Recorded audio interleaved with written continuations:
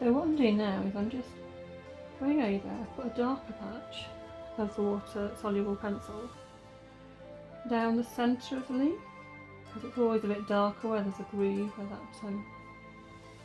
main vein of the leaf goes.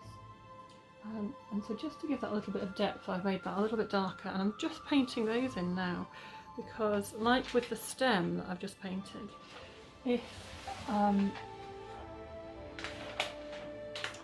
I just painted over the whole lot all at once, all the colours would start to blend together.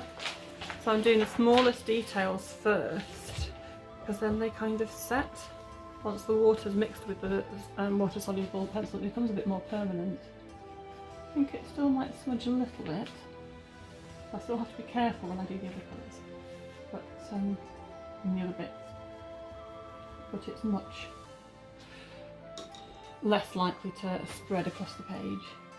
I don't want too much water on them anyway, because it's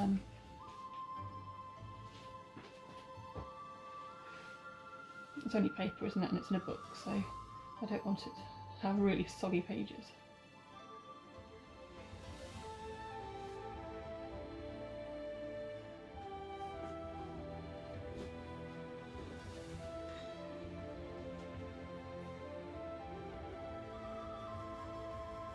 And here we go. I'm not doing these in any particular order. I don't like being too methodical with it.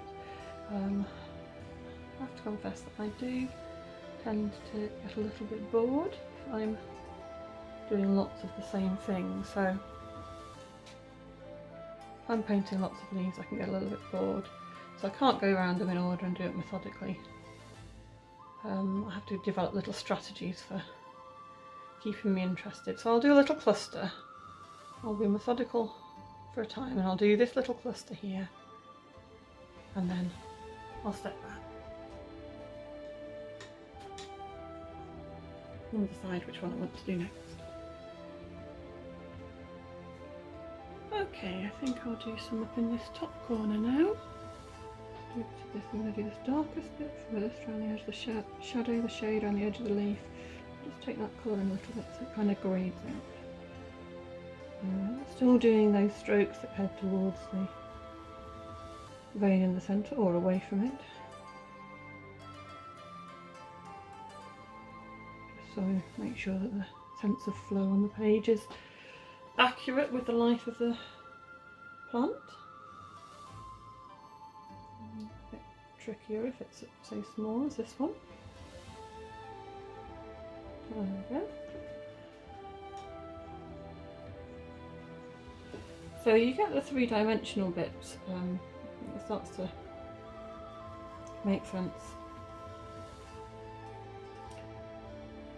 And that comes from two things. One is the positioning of the colouring pencils on the page and the choice of colours that you use anyway. And the other one is the movement of the paint once you add water to it and it becomes more paint-like. So you have a little bit of control here. You can see it's kind of pooling a little bit, and I can control where that dark bit goes, like that. And it just gives it a bit more of a slightly realistic look. This wouldn't qualify as botanical drawing by any stretch of the imagination, because that is so detailed and so precise, and it's a real art form in its own right. But hopefully it is recognisable as Myrrh, for those of you who are familiar with the Myrrh plant, which I wasn't at all until I started drawing this and investigating the properties of Myrrh. There we go.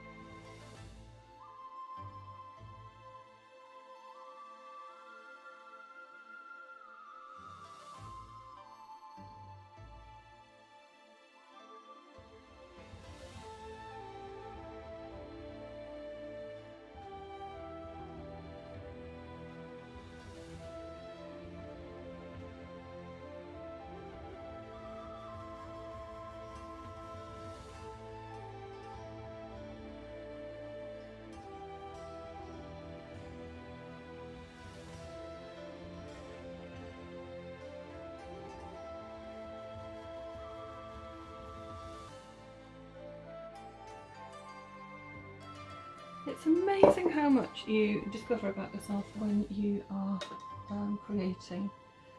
So, as I said, I get very impatient.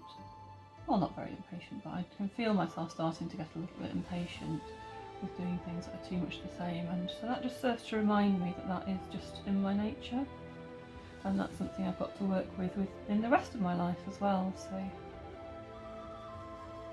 I do tend to dot about a little bit with tasks, and that's why I have multiple different aspects to my work. I've got an orchestra, I write piano music, I do a little bit of piano teaching,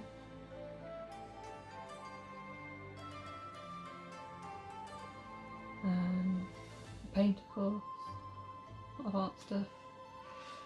And if I get stuck on one, or one starts to feel a little bit stale, I just move on to a different project, and they all kind of just cycle around, and that keeps me interested in what I'm doing and helps me to stay in my flow. If I stay with one bit for too long, it just starts to stagnate, and then I stop enjoying it, and you know, life's for enjoying, isn't it? So I have these little discoveries when we're creating, mindfully. And we carry that awareness that it's not just going to apply to one area of your life, it's probably something about your nature and how you work best. And some of you may prefer to work very methodically, and that's absolutely fine. I'm not saying that my way is right and your way is wrong. This is just what I've discovered is right for me. I like this variety, and that's how I work best and most efficiently.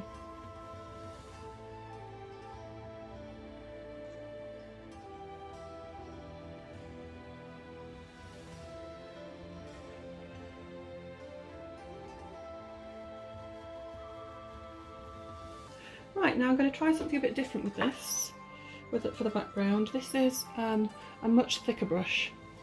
It says number 12 on it. Much fuller. And I'm going to use this for the background. Quite a lot of water on it, and I'm just going to circle roughly around this area. I'm just the blue bits. There we are. I don't want it to be...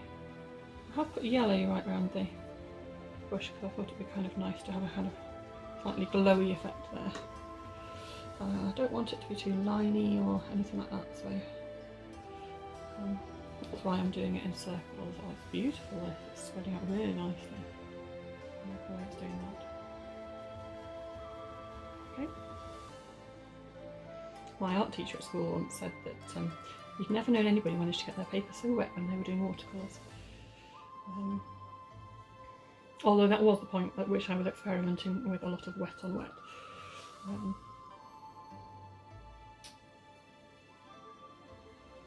But maybe I took it a little bit too far. As you can see, the pages are starting to go a little bit crinkly. But no, I don't mind that. I quite like it.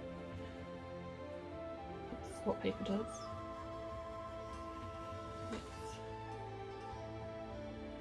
If I wanted to stop that happening, I'd have to tape it to a board and stretch it and tape it down, and it's a bit of a faff, and also it then wouldn't be in the middle of this book.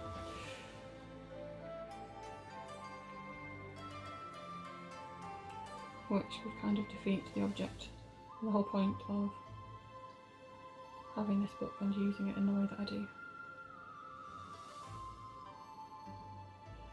So I'm not going to worry too much about that. I'm just going to let it be what it is.